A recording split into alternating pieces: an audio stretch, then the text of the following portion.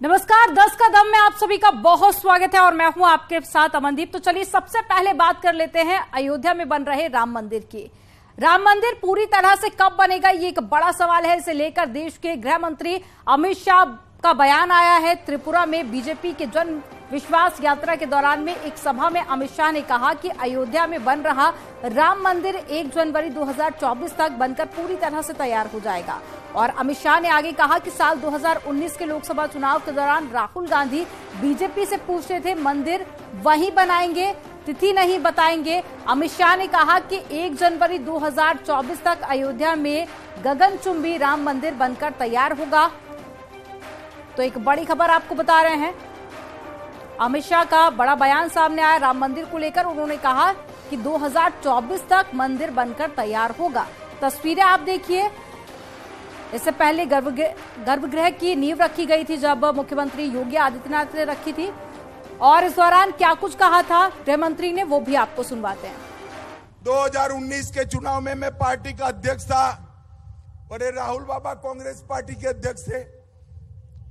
तो राहुल बाबा हर रोज पूछते थे मंदिर वहीं बनाएंगे, तिथि नहीं बताएंगे। और राहुल बाबा कान खोलकर सुन लो और सब रूम वालों आप भी टिकट करा लो।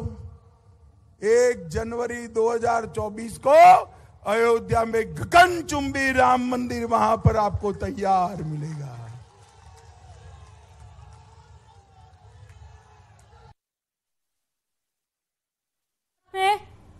अयोध्या से निमिष गोस्वामी जुड़ गए हैं।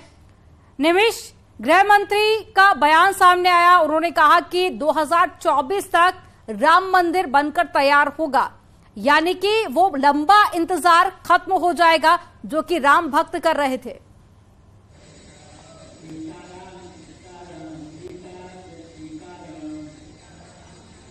जी बिल्कुल, अमित शाह का बयान जिस तरीके से आया है उसको बिल्कुल ये कह सकते हैं ट्रस्ट की जो मंशा है वो दिसंबर 2023 तक भगवान रामलला का भव्य मंदिर बनकर तैयार हो जाएगा।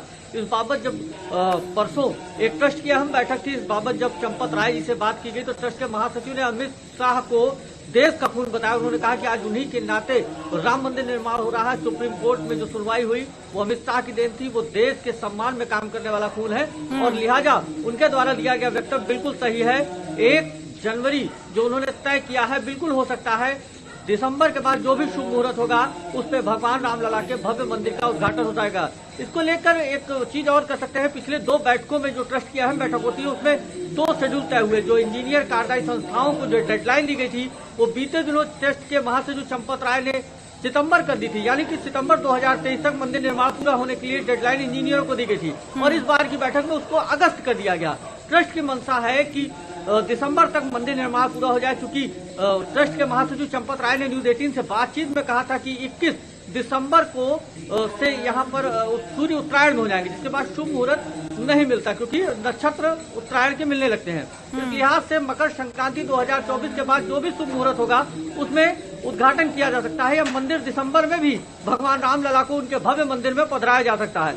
तैयारियां बिल्कुल प्रतिकूल है और 60% बल्कि ये कहा जा सकता है कि 65% मंदिर निर्माण पूरा हो चुका है। 20 फीट से ज्यादा जो स्तंभ हैं वो खड़े हो चुके हैं और अब इन्हीं स्तंभों पर भगवान रामलला के गर्भगृह समेत पूरे भूतल की छत रखी जानी है। एक बात तो तय है समय सीमा कि 2024 में लोकसभा का इलेक्शन होना है और राम मंदिर पर हम पहले भी राजनीति देख चुके हैं। अगर ये मंदिर लोकसभा इलेक्शन से पहले बनकर शुरू हो जाता है, लोग दर्शन करने के लिए पहुंचते हैं, तो ये इलेक्शन में बीजेपी के लिए मील का पत्थर साबित होगा।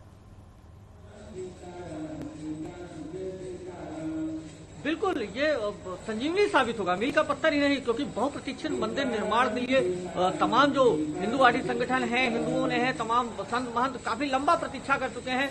लोगों को ये पता था कि मंदिर निर्माण होगा या नहीं, ये भी डिस्प्यूट था। 2020 में फैसला आया और 2024 में ठीक चुनाव के पहले भगवान रामलला का भव्य मंदिर बनकर तैयार हो जाएगा। भगवान रामलला अपने भव्य मंदिर में ऐतिहासिक मंदिर कहा जा सकता है, ऐसा मंदिर जो विश्व के मानचित्र पर हो वो बनकर तैयार होगा। तो जाहिर सी बात है कि इसका लाभ बीजेपी को मिलेगा। ये चुनाव में बीजेपी के लिए मील का पत्थर ही नहीं संजीवनी साबित होगा। जाहिर सी बात है कि बहुप्रतीक्षित मंदिर के करोड़ों जो हिंदू हैं उनके मन में हृदय में है, राम भक्तों के लिए जो बहुत अहम ये बिल्कुल निमिष, और बहुत संक्षिप्त में ये बता दीजिए कि काम कितना पूरा हो चुका है, क्योंकि तेजी की लगातार बात कही जा रही थी। इससे पहले इंजीनियर्स को भी निर्देश जारी किए गए थे।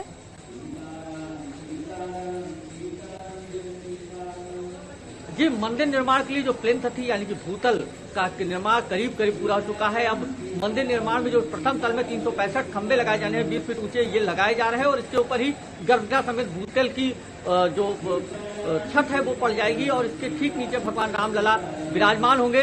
जाहिर सी बात है, ये कहा जा सकता है कि 65% से ज्यादा मंदिर निर्माण का कार्य पूरा हो चुका है। अभी जनवरी 2023 यानी कि अभी 2023 की शुरुआत है और 2023 अगस्त तक की मियाद इंजीनियर यानी कार्यदायी संस्थाओं को ट्रस्ट के द्वारा दी गई है। तो तय समय में काम पूरा हो रहा है। बिल्कुल निमिष, तो एक लंबा इंतजार खत्म हो जाएगा। आप नजर बनाए रखिएगा, अपडेट्स आपसे आगे भी लेंगे। तमाम जानकारी साझा करने के लिए बहुत शुक्रिया आपका।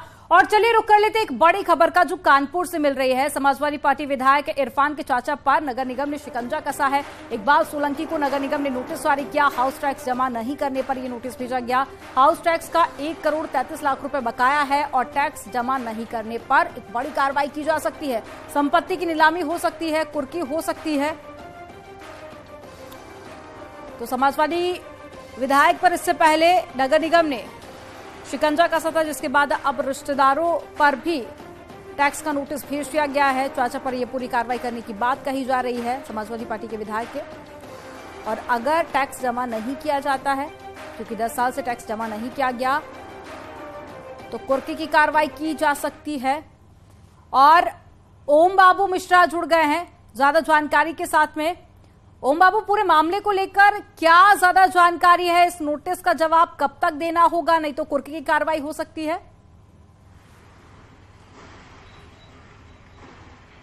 मैं आपको बताऊं कि इरफान सोलंकी के चाचा इकबाल सोलंकी लगातार 10 साल से एक टेंडरी और एक मकान का हाउस टैक्स उन पर बकाया था, लेकिन वह लगातार जमा नहीं कर रहे थे। उन्हें लगातार नोटिसें दी जा रही थी।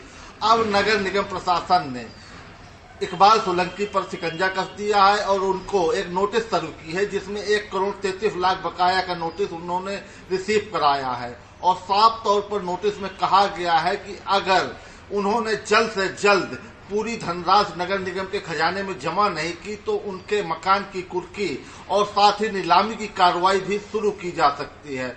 तो अब इकबाल सोलंकी के वकील निश्चित तौर पर 1-2 दिन में नगर निगम में कोई हलफनामा दाखिल करेंगे या नगर निगम अधिकारियों से वार्ता करेंगे, लेकिन फिलहाल इकबाल सोलंकी की मुश्किलें बढ़ गई हैं और इकबाल सोलंकी के मकान की कुर्की और नीलामी की कार्रवाई भी नगर निगम कर सकता है। जी, तमाम जानकारी साझा करने के लिए बहुत शुक्रिया आपका।